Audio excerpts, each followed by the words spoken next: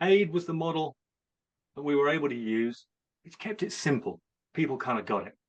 I'm also delighted that on our call today, another good colleague and friend of mine, Emma Smith, has joined us. Good afternoon, Emma. You come off mute for us. Hello. Hi. Obviously, you were a big part of the learning and development coaching culture across Camelot this time as well, weren't you?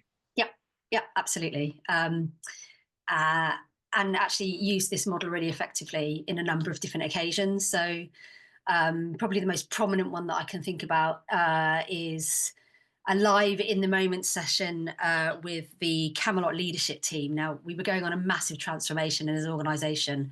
So as Peter has explained, kind of more moving from traditional ways of working to digital. And with that came a lot of the desire to change behaviours. What we found in the organisation, actually from our engagement survey, was that we had quite a parent-child organisation. And by that, I mean people were looking up to the senior team and the CEO for answers and solutions and guidance. And we were trying to move away from that.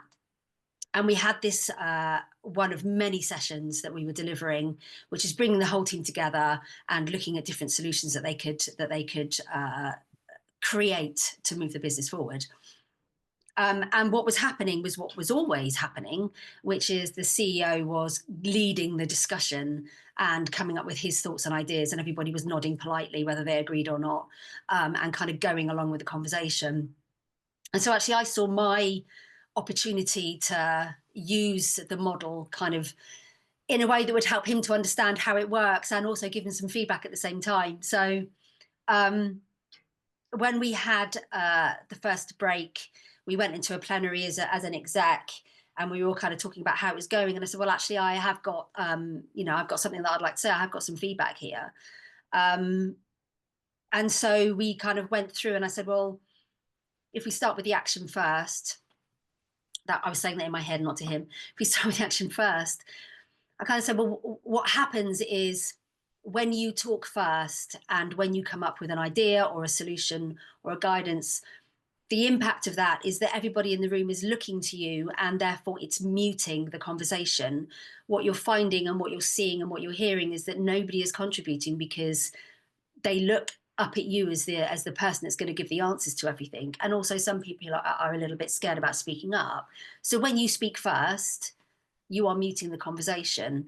And actually what would be really great is have an opportunity to listen to what everybody is saying, have a think about how you can ask more questions and be more curious, enable the conversation to run.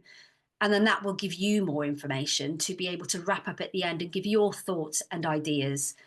And he took it really well, actually, because it was live, because it had a structure to it, because I was specifically saying, this is what I'm seeing and this is what I'm hearing. It was coming from me.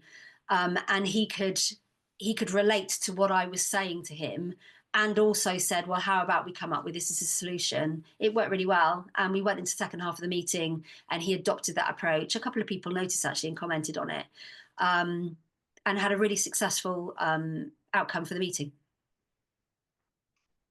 Wonderful. It's a really healthy example there of how the model can be used very effectively.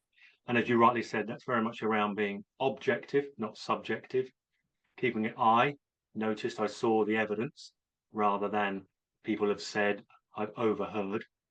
You're calling out exactly what you want to see either more of, if it's motivational feedback, or what you want to see done differently, if it's developmental feedback. So beautiful. Thank you, Emma. Appreciate you sharing that one.